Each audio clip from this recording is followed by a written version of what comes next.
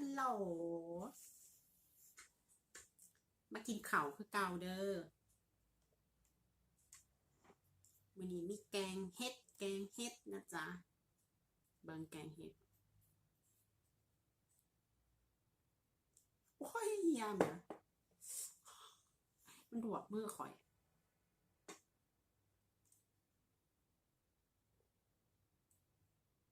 เห็นบ่เห็นบ่จ้าเห็นบ่จ้า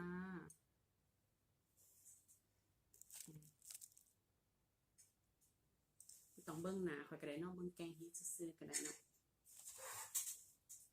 มันได้กินข้าวซุมมื้อเจ้า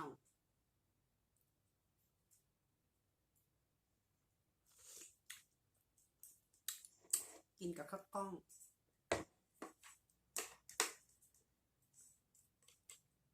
แกงเห็ดกินกับข้าวกล้องสิแซ่บอยู่บ่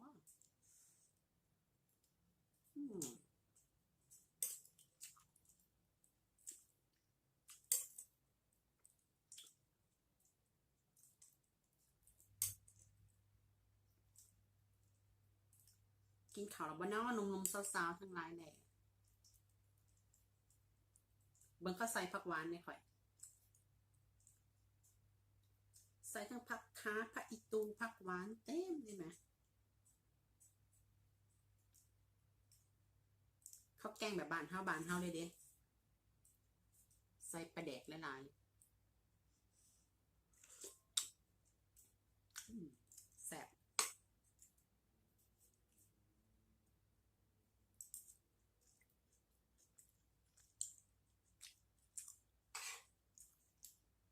มันได้กินน้ำข่อยเด้อ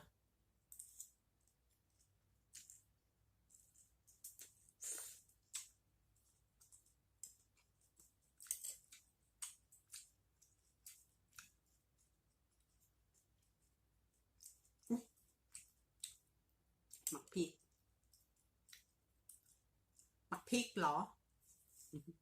นี่บ้านเท่าไหร่หมักพริกเหรอนี่ก็พริกเหรอโอ้ยไม่ดีเลยป่ะพริกเหรอหมักพริกเหรอ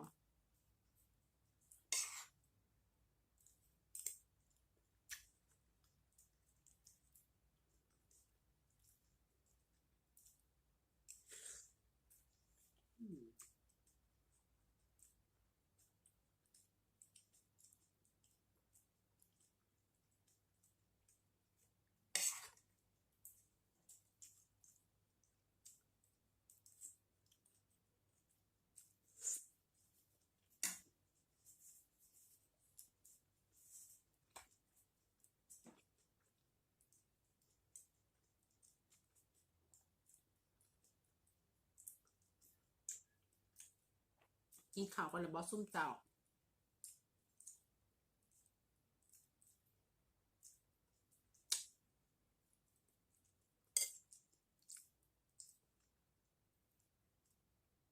เห็ดเข็มทอง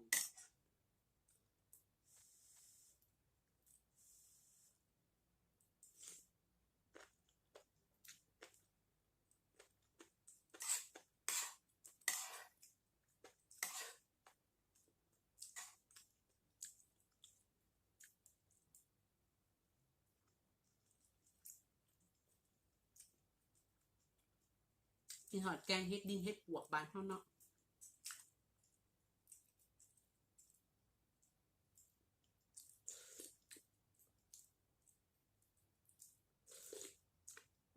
ทางปากเซ่เดือนนี้เห็ดปวกก็จะออกหลายเนาะเห็ดปวกเห็ดดิน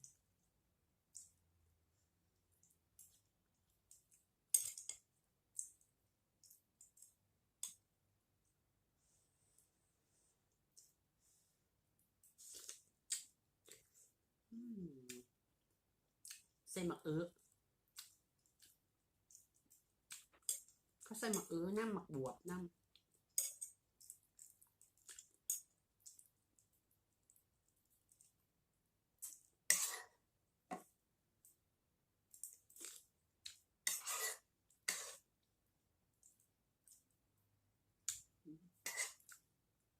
เผ็ดอยู่ดิ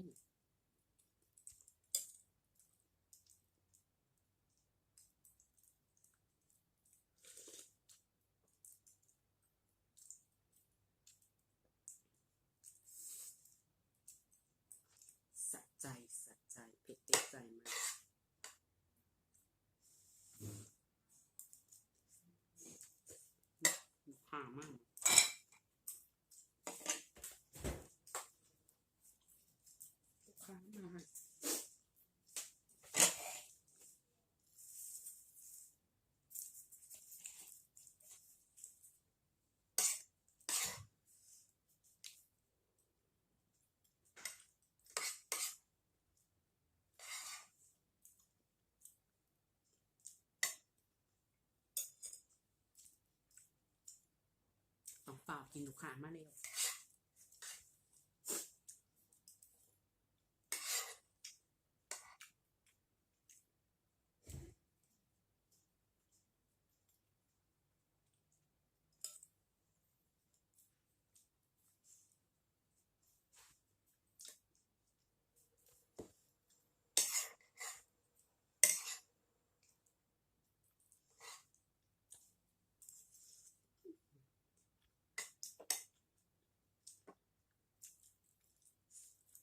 ซื้อนั่งกินข้าวแซ่บ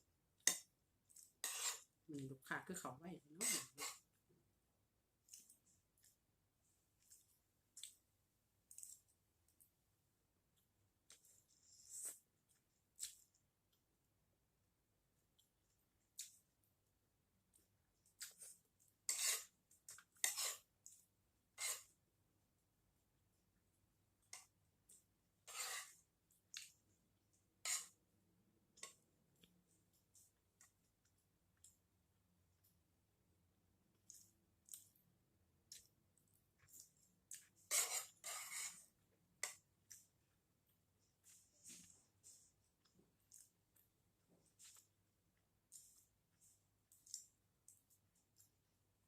เผ็ด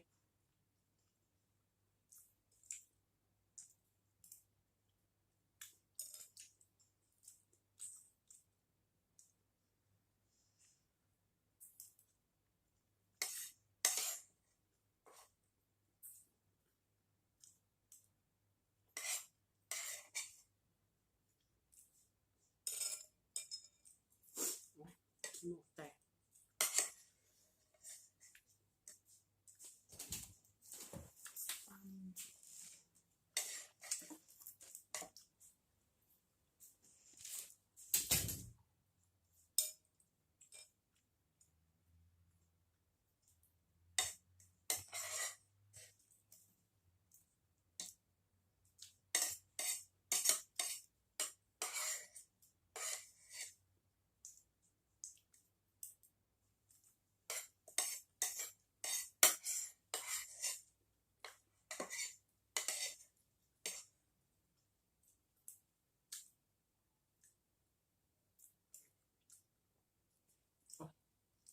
ฝ่าวฝ่าว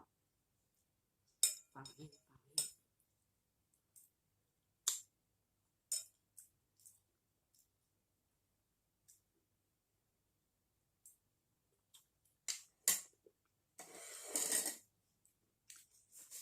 ไปเห็นงานก็เลยไม่มากนะ